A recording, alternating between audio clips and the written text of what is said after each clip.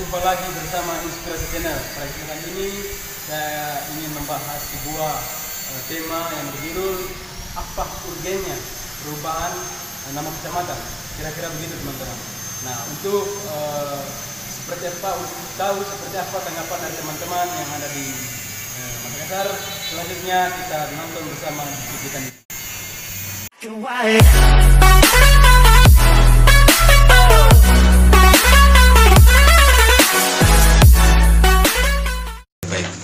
Selamat malam untuk kita semua. Terima kasih kepada kita semua yang sempat hadir untuk memenuhi undangan dari saudara kita Rika Rusuki pada malam hari ini. Jadi pada kesempatan ini saya dipercaya oleh Rika Rusuki untuk menjadi moderator.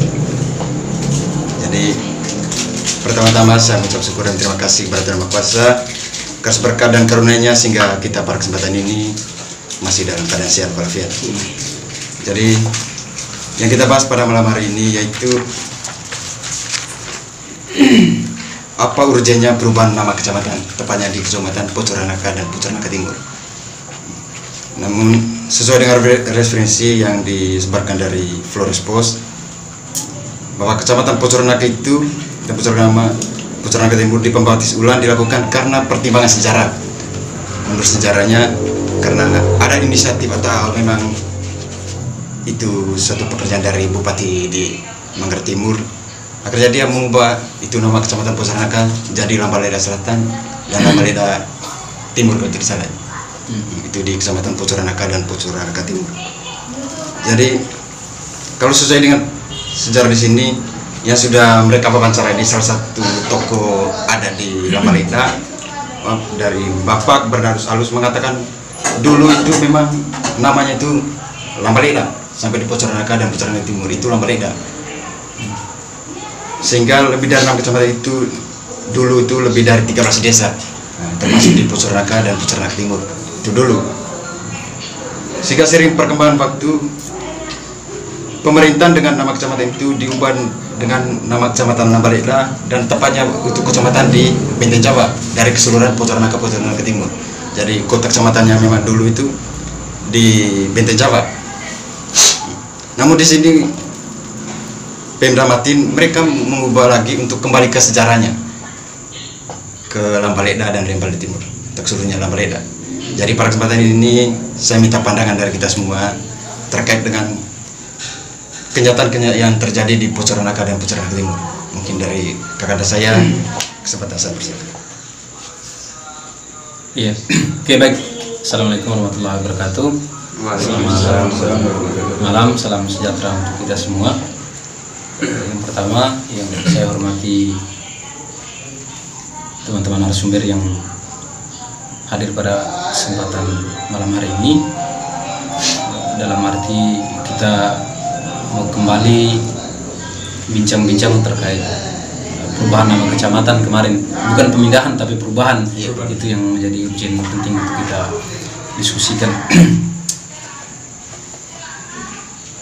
Terkait persoalan tadi bahwa memang sudah disoroti oleh media, salah satu media Sorot NTT tadi ya, media Sorot NTT bahwa memang justru yang menjadi landasan perubahan atas nama kecamatan tersebut di selain digali dari sejarah juga. Nah, pada kesempatan ini karena saya dikasih kesempatan untuk memulai bicara, artinya nanti kan ada pandangan ke narasumber-narasumber lainnya, tetapi di sisi lain saya analisisnya begini terkait perubahan nama atas Kecamatan Poratim dan Pocoranaka. Poratim dan Pocoranaka ya kira-kira. Iya. Nah, perubahan atas nama kecamatan tersebut kalau kita bahasakan bahwa itu bagian hal yang penting yang memang sudah dilakukan oleh Bupati Manggarai Timur yaitu Agas Andres. Tetapi memang saya menanggapi bahwa justru hal itu bukan bagian dari hal yang penting, kan begitu. Kalau posisi saya sebagai pemuda untuk menggali hal-hal semacam itu atau untuk mendiskusikan hal-hal yang memang dasarnya atas perubahan nama kecamatan tersebut. Dari saya mungkin hal itu bukan hal yang penting kan gitu. Namun di sisi lain saya mau menanggapi bentuk dari sikap politik, ya, di sisi lain bentuk dari sikap politik seorang Bupati Manggarai Timur Andres Agas ini, bahwa memang secara kontinu ataupun jangka panjangnya, di sisi lain mungkin ini bagian daripada kepentingan pemerintah kan begitu. Mungkin ini bagian dari kepentingan pemerintah. Saya tidak masuk dalam persoalan histori tadi. Mungkin ini bagian dari kepentingan pemerintah atau kepentingan seorang bupati itu sendiri atau Andres Agas kan begitu. Nah, kenapa saya katakan bahwa perubahan nama kecamatan ini bukan hal yang penting? Nah, di sisi lain, saya kira seorang bupati ini juga harus menengok hal-hal yang lain kan begitu.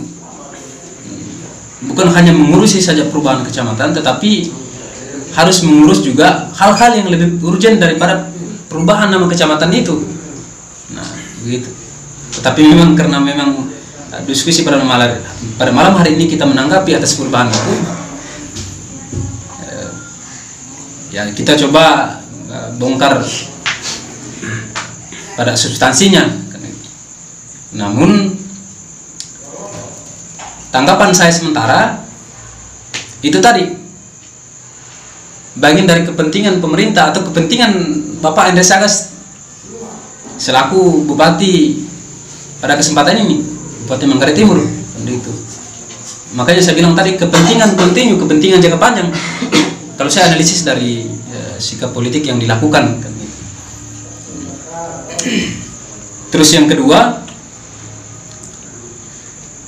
ketika memang benar ini bagian dari keputusan yang diambil, bagian dari kajian-kajian yang sifatnya historis tadi, tentu bukan secara gegabah kan begitu, bukan secara gegabah atau secara tiba-tiba memutuskan perubahan ini.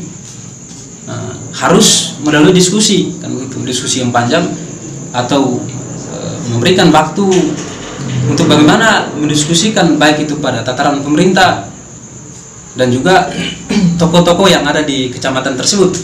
Ya. Mungkin sementara tanggapan saya begitu. Ya. Oke, baik.